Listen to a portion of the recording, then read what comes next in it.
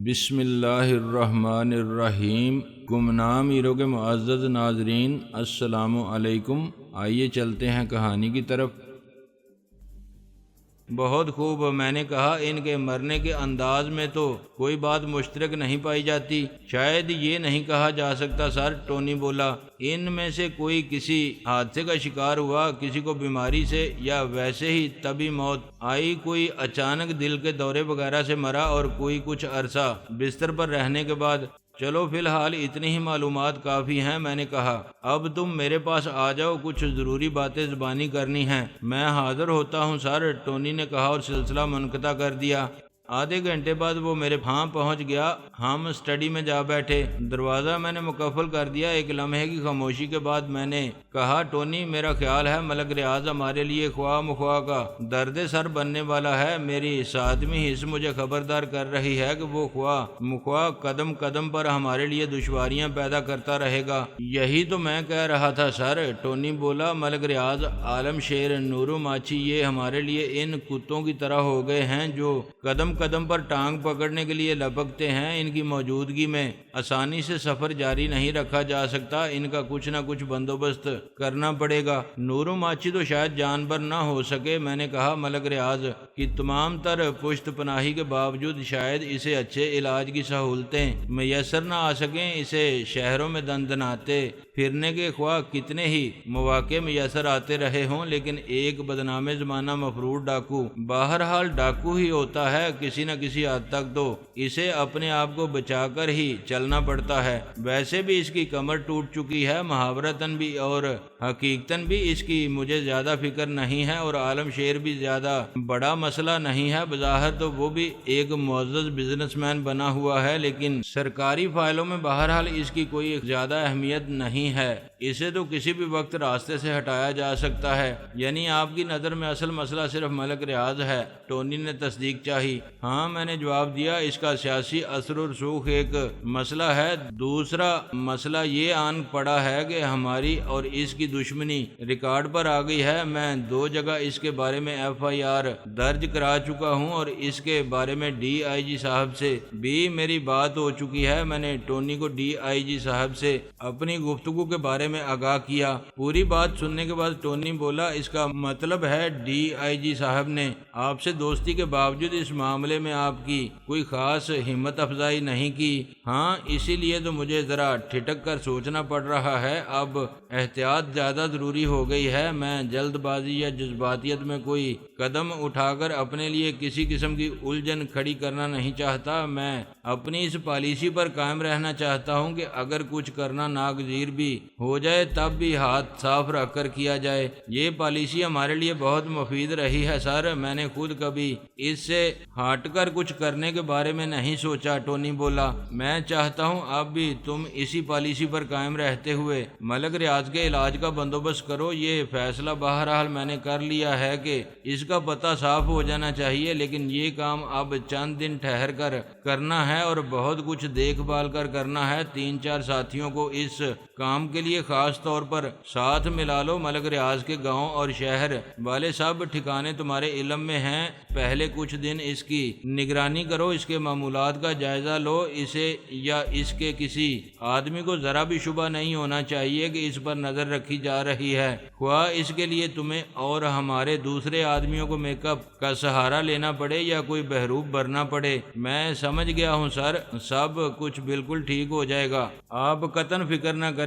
Tony کی عادت تھی، وہ کسی بھی کام کو قطعاً مشکل نہیں سمجھتا تھا۔ ہر کام کو وہ انجام بھی کچھ اس طرح دے کر آ جاتا تھا جیسے وہ اس کے لیے بائیں ہاتھ کا کھیل رہا ہو۔ وہ کسی بھی کام کو نہ تو کرنے سے پہلے ہوا بناتا تھا اور نہ ہی اسے کر کے آنے کے بعد جتاتا تھا کہ اس میں کیا کیا دشواریاں پیش آئیں۔ میں نے بات جاری رکھتے ہوئے کہا، لیکن ملک ریاض کے قتل میں بم، گولی، چاقو، خنجر، حتیٰ کہ لاٹھی تک بھی استعمال نہیں ہونی چاہیے۔ کوئی بھی ہتھیار قطعاً استعمال نہیں ہونا چاہیے۔ ٹونی کے پتلے پتلے ہونٹوں پر خفیف سی مسکراہٹ نمودار ہوئی۔ ٹھیک ہے سر، ایسا ہی ہوگا۔ عین ممکن ہے اس کی گاڑی کو حادثہ پیش آ جائے، بریک فیل ہو جائیں یا کوئی ٹرک اس کی گاڑی کو چکنا چور کر کے فرار ہو جائے۔ یہ بھی ممکن ہے وہ کہیں سیڑھیوں سے پھسل کر گرے اور گردن تڑوا بیٹھے۔ ہاں دیکھ لینا موقع محل کی مناسبت سے جو بھی ٹھیک لگے۔ میں نے کہا بس یہ خیال رکھنا کہ کام کچا نہیں ہونا چاہیے، ایسا نہ ہو کہ اس میں کچھ سانسیں باقی ہوں، ہسپتال پہنچ کر بچ جائے۔ جو لوگ زمین کے سینے پر بوجھ ہوتے ہیں عام طور پر وہ بڑے سخت جان ہوتے ہیں۔ ٹونی نے پرخیال انداز میں سر ہلایا۔ دل ہی دل میں اس نے یقیناً منصوبہ بندی شروع کر دی تھی۔ میں نے عذرائے احتیاط مزید تاکید کی، کوئی سراغ باقی نہیں رہنا چاہیے جو ہماری طرف نشاندہی کرتا ہو، ورنہ ساری محنت غارت ہو جائے گی۔ ٹونی کے ہونٹوں پر خفیف سی مسکراہٹ برقرار تھی۔ دھیمے لہجے میں وہ بولا، سر کیا آپ کو ٹونی کے کاموں پر بھروسہ نہیں رہا؟ نہیں، ایسی بات نہیں ہے، تم پر اور تمہارے کاموں پر تو بعض اوقات میں اپنی ذات سے زیادہ بھروسہ محسوس کرتا ہوں، مجھ پر تو پھر بھی کبھی کبھی جذباتیت حملہ آور ہو جاتی ہے، لیکن تم تو جذباتیت کو قریب بھی نہیں پھٹکنے دیتے۔ اس کے باوجود بس احتیاطاً بار بار یاد دلا رہا ہوں کہ اس معاملے میں ذرا سا بھی سراغ باقی نہیں رہنا چاہیے۔ ملک ریاض کو ٹھکانے لگانے کا فیصلہ میں نے قدرے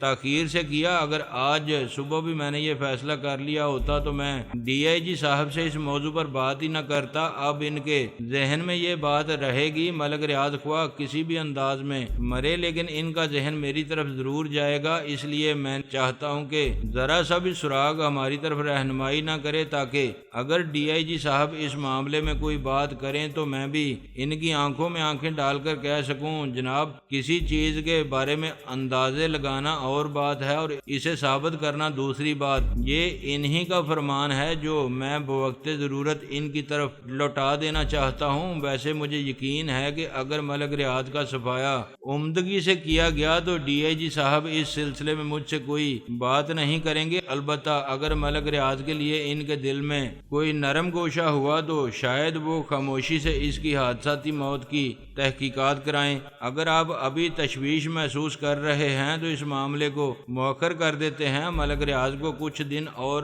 کھلنے کھیلنے کی مہلت دے دیتے ہیں۔ ٹونی گویا بادل نخواستہ بولا، نہیں، میں نے ایک لمحے کی خاموشی کے بعد کہا، میں نے اس پہلو پر بھی سوچا تھا لیکن میرے خیال میں اس معاملے کو مؤخر کرنا اور بھی خراب ہوگا، کیونکہ ملک ریاض اپنی حرکتوں سے باز تو آئے گا نہیں، چنانچہ جتنا زیادہ وقت گزرے گا اتنی ہی اس کی اور میری دشمنی کی داستانیں عام ہوتی جائیں گی۔ اس لیے میں نے یہی سوچا ہے کہ یہ کانٹا جسم سے زیادہ گہرا اترنے سے پہلے ہی نکل جائے تو اچھا ہے، ہماری طرف کم لوگوں کا دھیان جائے گا۔ درست ہے سر، ٹونی نے سر ہلایا، الیکشن بھی قریب ہیں، اگر اس دوران اسے ٹکٹ بھی مل جائے تو اور اچھا ہے۔ اگر اس کی حادثاتی موت کی طے میں سازش تلاش کرنے کی طرف کسی کا دھیان چلا بھی گیا تو سب سے پہلے اس کے سیاسی مخالفین کی طرف نظر جائے گی، لیکن میں یہ بھی پسند نہیں کروں گا کہ الزام کا پھندا کسی بے گناہ کے گلے میں فٹ کر دیا جائے۔ میں نے کہا، آپ اس معاملے کو مجھ پر چھوڑ دیں اور بھول جائیں سر، میں اسے ہینڈل کر لوں گا۔ ہم کوئی ایسا اچانک اور جان لیوا حادثہ تخلیق کریں گے کہ اسے کوئی حادثے کے سوا کچھ کہہ ہی نہیں سکے گا۔ ٹونی بے پرواہی سے بولا، بس ٹھیک ہے، تم آج سے اسی مہم پر لگ جاؤ، باقی سب کام چھوڑ دو، اس کے لیے خاصا وقت درکار ہوگا۔ ملک ریاض اب بہت محتاط ہو چکا ہوگا، اس نے اپنے حفاظتی انتظامات بہت بڑھا لیے ہوں گے۔ مناسب موقع تلاش کرنے اور پھر حادثے کے انتظامات کرنے کے لیے تمہیں کافی دن اس کی نگرانی کرنا پڑے گی۔ ٹھیک ہے سر، پھر قدرے ہچکچاہٹ کے ساتھ وہ بولا، میں تو اس طرف لگ جاؤں گا، لیکن آپ کو کچھ فکر اپنی سیکیورٹی کے بارے میں بھی کرنی چاہیے۔ میں محسوس کر رہا ہوں کہ خطرات جوں جوں بڑھ رہے ہیں، آپ کی ذاتی حفاظت کے انتظامات ختم ہوتے جا رہے ہیں، آپ کو اس طرف بھی توجہ دینی چاہیے۔ میں نے توجہ یہی دی ہے کہ خود بہت زیادہ چکنا رہنے لگا ہوں اور تم لوگوں سے ہر وقت رابطے کا کوئی نہ کوئی بندوبست ضرور رکھتا ہوں۔ مجھے ملک ریاض، عالم شیر یا نورو ماچی ٹائپ کے لوگوں کی کچھ زیادہ فکر نہیں ہے، انہیں میں زیادہ اہمیت نہیں دیتا۔ مجھے تشویش صرف ریڈ ڈاٹ گارڈ کی طرف سے ہے، وہ لوگ ابھی تک میری سمجھ میں نہیں آئے، اور جو لوگ سمجھ میں نہ آئیں وہ مجھے زیادہ خطرناک محسوس ہوتے ہیں۔ ہم ان کے بارے میں کوئی منصوبہ بنانے کی پوزیشن میں نہیں ہے۔ میں نے طویل سانس لے کر کہا، فی الحال تو اگر ہمیں یہ معلوم ہو جائے کہ ہمارے بارے میں ان کے منصوبے کیا ہیں تو غنیمت ہوگا، تب بھی شاید ہم کچھ کرنے میں کامیاب ہو جائیں۔ کچھ دیر بعد ٹونی رخصت ہو گیا اور میں شاور لینے چلا گیا۔ شاور سے فارغ ہو کر میں لباس تبدیل کر کے گھر سے نکلنے کی تیاری ہی کر رہا تھا کہ کراچی سے رحیلہ کا فون آ گیا۔ رحیلہ میری، میں اسے جان کہتے کہتے رک گیا۔ میرا اس کا تعلق بھی عجیب تھا، ہم ایک دوسرے کے سب کچھ تھے، لیکن درمیان نہ جانے کون سی غیر مرئی دیواریں حائل تھیں جو بے تکلف اور عام سے لفظوں کا بھی راستہ روک لیتی تھیں۔ جذبے تو دلوں میں مقید تھے۔ راحیلہ میری دوست، میں نے جلدی سے کہا، تمہاری عمر یقیناً بہت لمبی ہے اور ہونا بھی چاہیے، آخر تم شیطان کی خالہ ہو۔ اس نے یقیناً محسوس کر لیا تھا کہ میرے ہونٹوں پر بے ساختہ لفظوں نے کیسا پلٹا کھایا تھا۔ ایک لمحے کے لیے وہ بالکل خاموش رہی، پھر جیسے اپنی خوش دلی کو آواز دیتے ہوئے بولی، بچپن میں دادی اماں سے سنا تھا کہ جھوٹ بولنے والے کے سینگ نکل آتے ہیں۔ اگر یہ بات سچ ہوتی تو تمہارے سر پر بالوں سے زیادہ سینگ ہوتے۔ وہ تو ہیں، میں نے کہا، لیکن وہ دوسرے کو نظر نہیں آتے۔ فی الحال ان باتوں کو چھوڑو، میں سچ کہہ رہا ہوں، ابھی میں سوچ ہی رہا تھا کہ آفس جا کر تمہیں فون کر کے معلوم کروں گا کہ تمہارے آنے کے پروگرام کا کیا بنا۔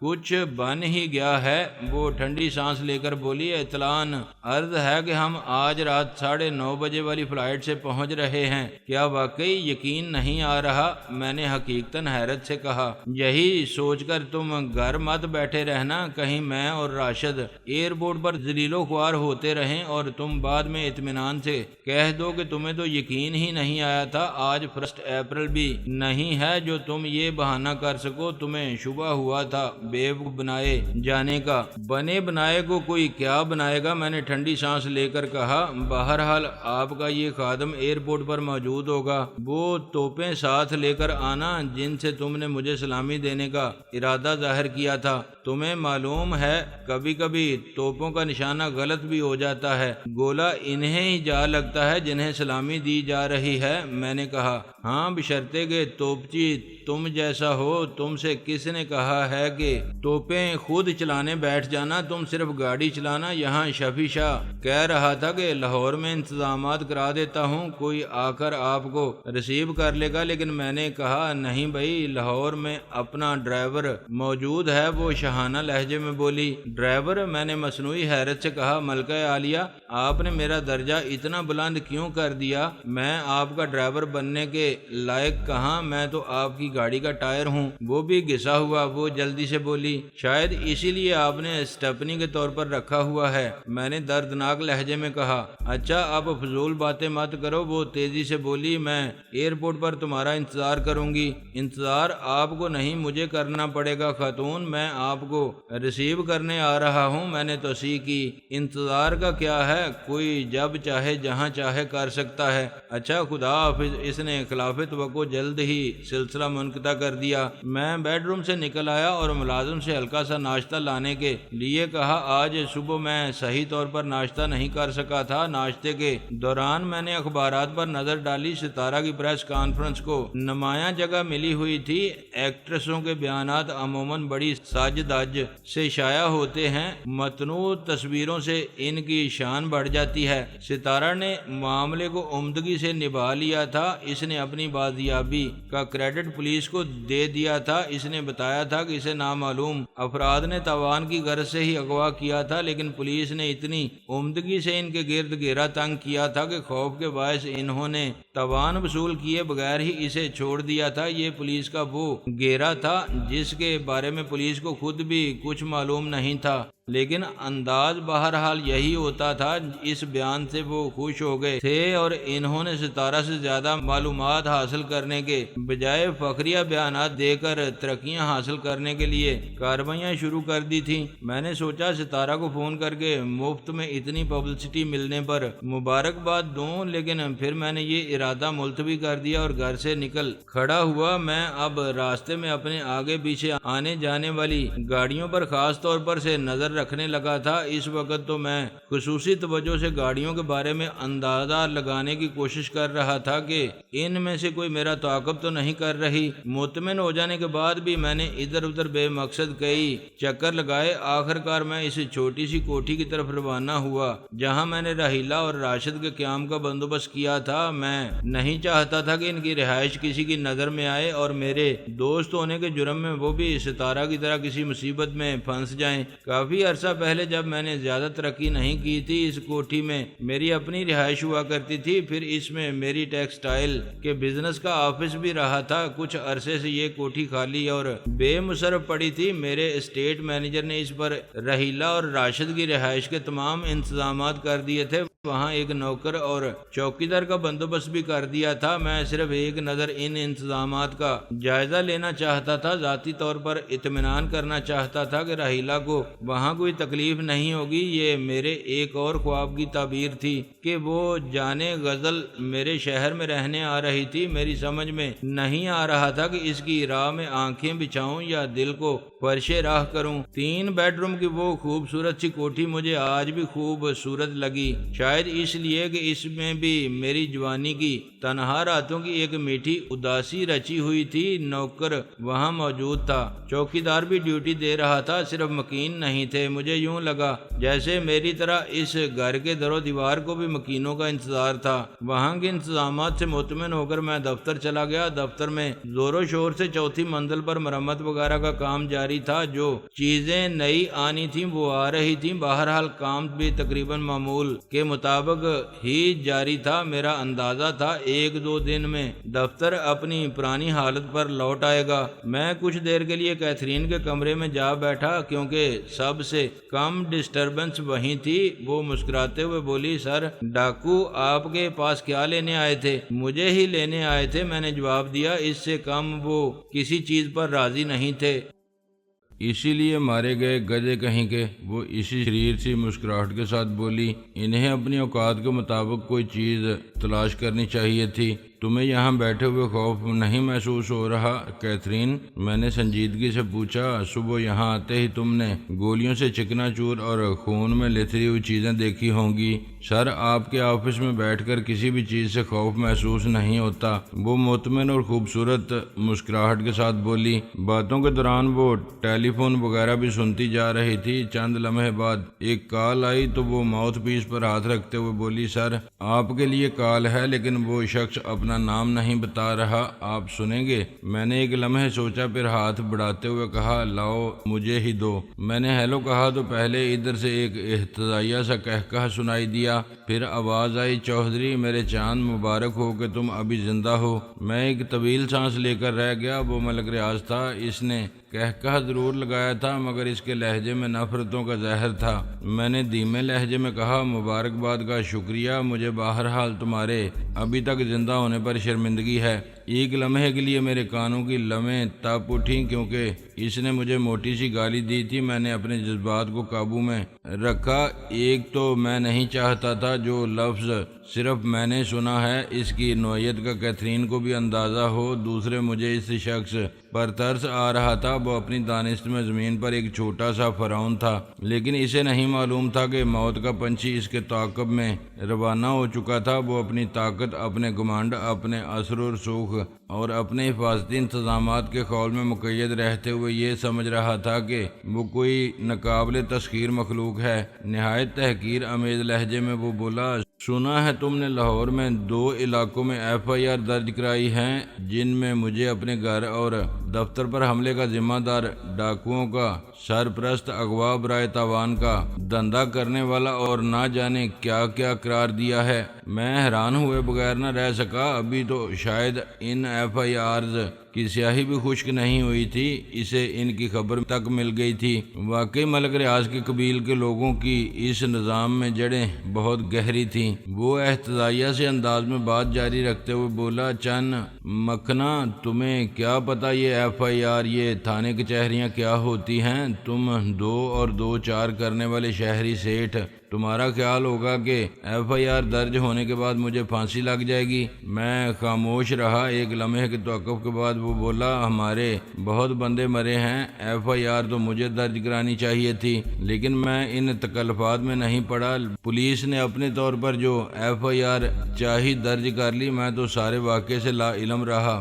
میں نے تمہارا نام بھی نہیں لیا۔ ہم تو ایف آئی آر کبھی کبھار ہی درج کراتے ہیں اور پھر دوسرے کو سمجھ آ جاتی ہے کہ ایف آئی آر کس کو کہتے ہیں، لیکن جب ہم ایف آئی آر درج نہیں کراتے، اس وقت دوسری پارٹی کو زیادہ ڈرنا چاہیے، مگر تم ابھی بچے ہو، تمہیں دنیا کا کچھ پتہ نہیں۔ میں مسکرا دیا۔ اب میں اس کی باتوں سے لطف اندوز ہو رہا تھا۔ وہ بات جاری رکھتے ہوئے بولا، تمہارا اتنا ہی اثر و رسوخ کافی تھا کہ تم ایف آئی آر میں میرا نام درج کرانے میں کامیاب ہو گئے۔ اس سے آگے صبر ہی کرنا، زیادہ لمبی چوڑی امیدیں مت رکھنا۔ بہت بہتر سرکار، اور کوئی حکم؟ میں نے سعادت مندی سے کہا۔ حکم تو ابھی بہت سے جاری ہوں گے چند، میرے اصل کھیل ہی اب شروع ہوگا۔ اس نے ایک بار پھر احتجاجیہ سے انداز میں کہہ لگایا۔ بس یہی بتانے کے لیے فون کیا تھا؟ میں نے ملائمت سے پوچھا۔ نہیں، ہم کسی کو کچھ بتانے کے لیے فون نہیں کیا کرتے۔ میں نے تو یہ پوچھنے کے لیے فون کیا ہے کہ تمہیں اپنی زندگی عزیز ہے یا نہیں؟ اس کے لہجے میں فرونیت تھی۔ یہ ایک نہایت ہی احمقانہ سوال ہے، میں نے رکھائی سے کہا۔ ویسے بھی یہ میرا اور مجھے زندگی عطا کرنے والے کا معاملہ ہے۔ میں اس موضوع پر تم جیسے جاہلوں سے بات کرنا پسند نہیں کرتا۔ میں نے فون بند کر دیا اور کیتھرین سے کہا، اگر یہ شخص دوبارہ فون کرنے کی کوشش کرے تو مجھے امید ہے کہ تم اس کی آواز پہچان لو گی۔ آواز سنتے ہی ڈانٹ پلا کر فون بند کر دینا۔